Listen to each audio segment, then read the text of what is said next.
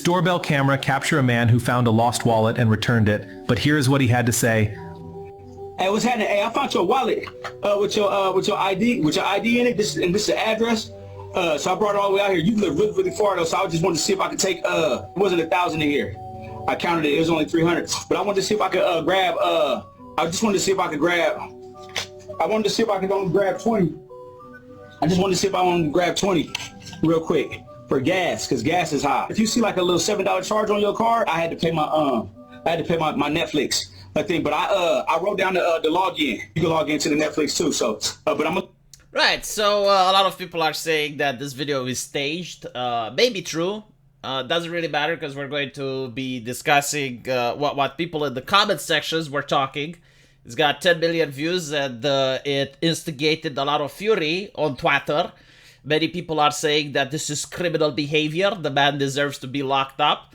While other people are saying that, nah, this is cool. It has been long established that if you find someone's wallet, as long as you return the ID, personal, and cards intact, then you can keep the money. So which one is it?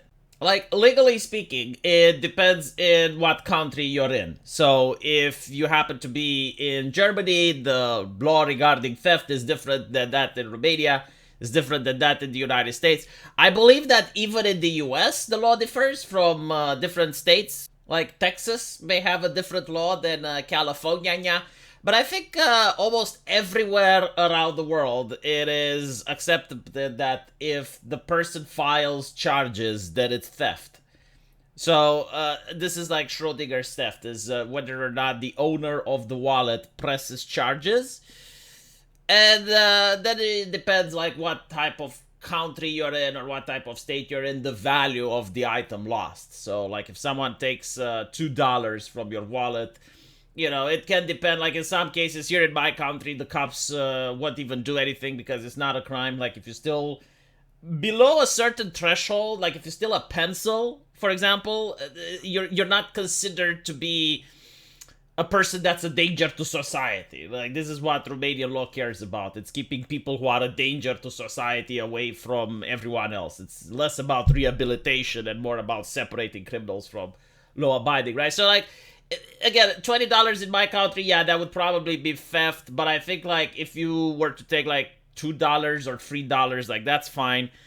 Again, like assuming you only took 2 and that's it, like you don't start taking 2 every day. It depends, like, different countries have different way of dealing with this. But again, like, the point that I'm trying to make is that whether or not the person will press charges is usually the gold standard around the world. So, in this situation, should the person press charges? I think this is what most people are trying to discuss, right? Like, someone returns your wallet to you, and they decide to keep some of that cash.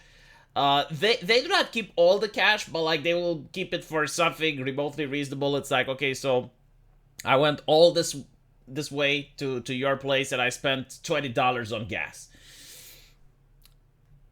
Most of the time, from what I have gathered, like socially speaking, this is not about the law, this is socially speaking. Yes, like if someone returns to you the wallet, unless you had a huge amount of cash there, it is acceptable for the person to keep the money while returning your ID and your personals, right?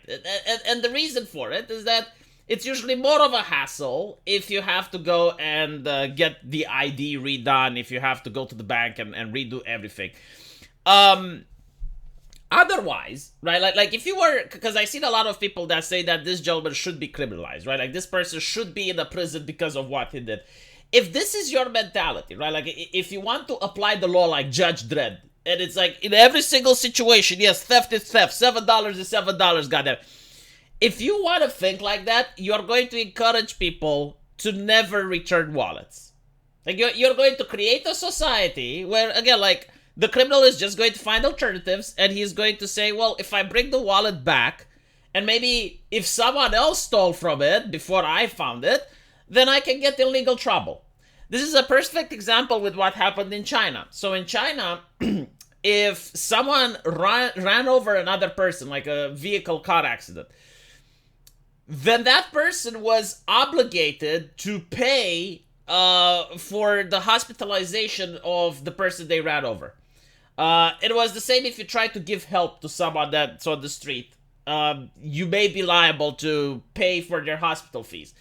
Now, because sometimes the hospital fees can, like the person can have like a lifelong injury because of the car crash, and you'd have to pay constantly, right? Like a monthly wage for the rest of that person's life. What ended up happening is that a lot of people would prefer that if they ran over someone, they don't get up. So in the best case scenario in China, they would just not give them any type of help. So they would hit and run. Or in the worst case scenario, they would run them over again. It's like, okay, well, I'm going to prison regardless, but I might as well make sure that I don't have to pay financial fees for the rest of my life. And there were like so many videos coming out from China back then that literally just shows someone just being bumped by a car a little bit and then just like being ran over by the driver. It was horrible. But like, why was it happening? It's because of the legislation. Right? Like when you create a law that you think is built out of kindness, compassion, and empathy, what you will find out is that people do not just take the spirit of the law in mind. They will try to figure out ways so that it's the most convenient for them and not for society. So if you were to like criminalize every single person that returns a wallet because some money is missing and you want to put that person into prison, you're going to create a system where no one is going to return wallets. Ever, right? So in this situation, I would say that socially speaking, the guy is innocent, right? Like if someone were to bring me my wallet and he would even let the cash inside, like most of it, and he would be like, okay, I took $20 for the gas because this is how much it cost me to get here. And I took like $7 from your card in order to pay for Netflix. Yeah, that's fine. I would have to change my card though. Like I'm not keeping that credit card information intact. It is theft. Yes, it is theft, but I would not press charges, right? So, like, if you don't press charges, technically it's not a crime. I would still consider that what this guy did was good. Do you guys disagree? Am I being unreasonable? Should I be judged red? And you're like, no, the law is the law. And there was another law that I noticed recently. There were a couple of videos that came over the internet with some guy that abandoned his German Shepherd in the woods.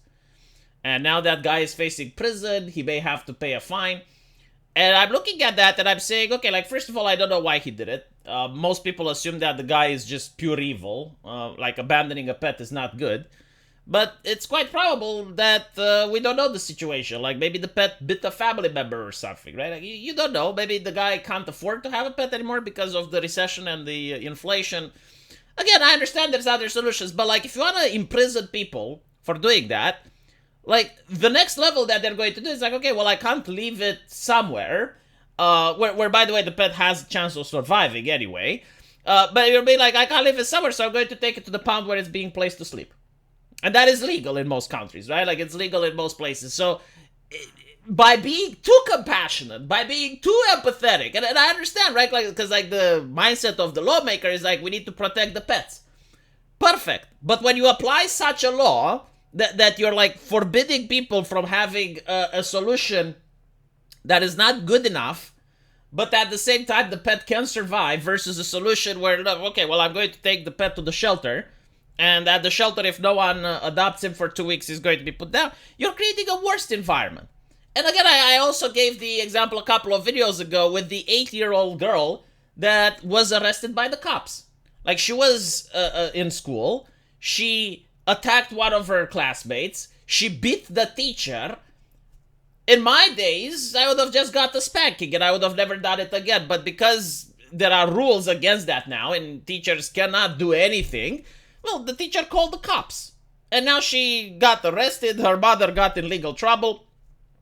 I'm not saying what the solution should be.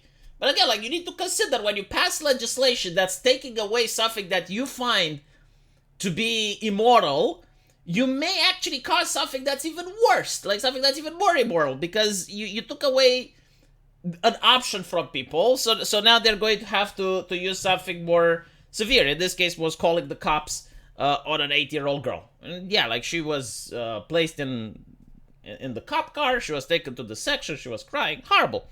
Well, like, again, this could have been avoided. Anyway, let me know what you guys think, and as usual, I will see you in the comment section. Take care.